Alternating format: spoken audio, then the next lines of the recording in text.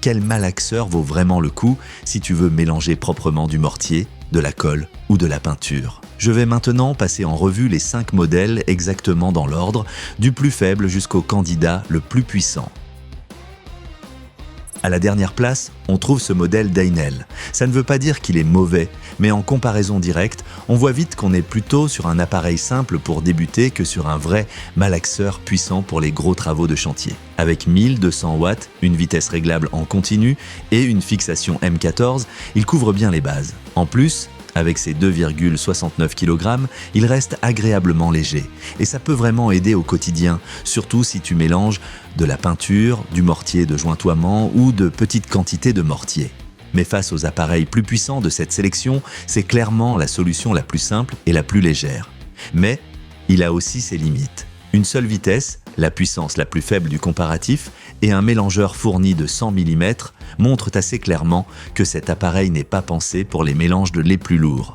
Quand le seau est plein et que la matière devient épaisse, les modèles plus puissants sont tout simplement plus à l'aise. Ce malaxeur peut te convenir si tu travailles seulement de temps en temps et que tu cherches un appareil léger, sans partir tout de suite sur quelque chose de surdimensionné. Et si tu veux comparer directement les modèles de la vidéo, tu trouveras les liens de tous les appareils au meilleur prix juste en bas dans la description. À la 4e place, on retrouve le modèle de chez Pasch. Par rapport à l'appareil d'entrée de gamme juste avant, on sent déjà une vraie montée en puissance. Parce qu'ici, tu as plus de puissance et surtout, une boîte à 2 vitesses. Dans l'usage quotidien, ça fait une vraie différence. Tu peux mieux t'adapter aux matériaux plus fluides ou plus épais et les 2 fouets fournis sont pratiques si tu ne veux pas acheter d'accessoires en plus. Par rapport au premier appareil, il paraît plus abouti et plus polyvalent, surtout si tu travailles plus souvent avec du mortier ou de l'enduit. Malgré ça, il ne monte pas dans le haut du classement.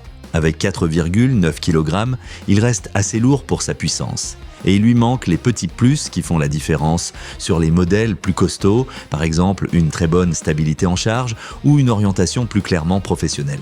Donc oui, c'est du solide, mais ce n'est pas l'ensemble le plus équilibré. C'est un bon choix pour les bricoleurs qui veulent plus qu'un malaxeur très simple, mais qui ne veulent pas encore passer à une catégorie plus puissante. Et si ce genre de comparatif t'aide, laisse un like et abonne-toi à la chaîne pour ne pas rater les prochains tests.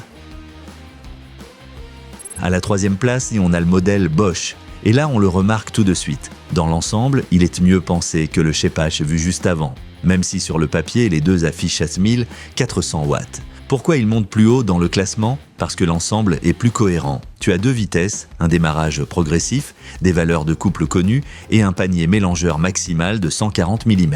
À ça s'ajoute un poids de 4,2 kg et c'est justement ce qui fait sa force au quotidien. Assez de puissance, mais pas au point de t'arracher les bras au bout de quelques minutes. Son point faible, c'est surtout qu'au-dessus, il y a encore des appareils plus puissants. Ce n'est pas un double malaxeur et sur les matériaux très épais, les modèles de 1600 et 1800 watts ont plus de réserve. Mais face au chez Pasch PM 1400, cet appareil paraît plus abouti techniquement et mieux équilibré. Ce modèle convient bien à ceux qui travaillent régulièrement et cherchent un malaxeur fiable sans se retrouver tout de suite avec un gros bloc lourd dans les mains. Et justement, on passe maintenant à un appareil qui monte encore d'un niveau en puissance brute.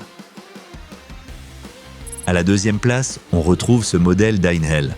Là, on entre clairement dans la catégorie des malaxeurs puissants pour chantier, surtout si tu travailles souvent avec des matériaux plus lourds. Les 1600 watts se font sentir, mais ce qui compte encore plus, c'est la combinaison des 2 vitesses, du démarrage progressif et de l'électronique constante. Ça aide quand la matière est épaisse et que la machine ne s'écrase pas tout de suite sous la charge. Par rapport au Bosch, ce modèle a plus de force brute.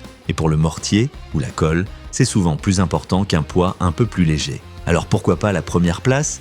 Parce que dans les données consolidées, le poids manque et parce que ça reste un malaxeur simple classique. Le modèle en tête va encore plus loin du côté du système de mélange. Malgré ça, ça reste déjà une solution très solide pour les usages exigeants. Ce malaxeur est idéal si tu fais régulièrement des rénovations, si tu mélanges de la colle à carrelage ou si tu travailles avec des masses plus épaisses et que tu veux plus de réserve. Et avec ça, on arrive au modèle le plus puissant de ce comparatif. À la première place, on a le double malaxeur de chez Pasch.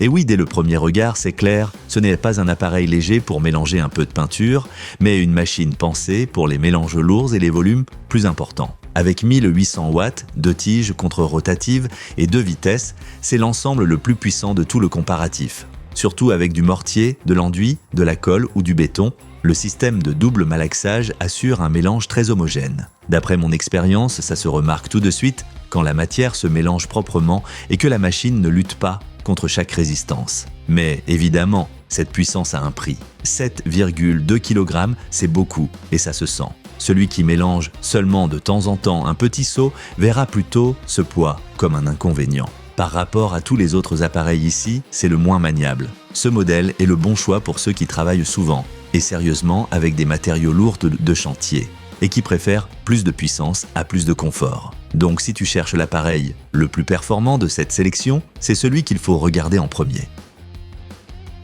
Le mieux, c'est d'aller voir directement les meilleurs modèles du comparatif via les liens en bas dans la description. Et si la vidéo t'a aidé, laisse un like et abonne-toi à la chaîne.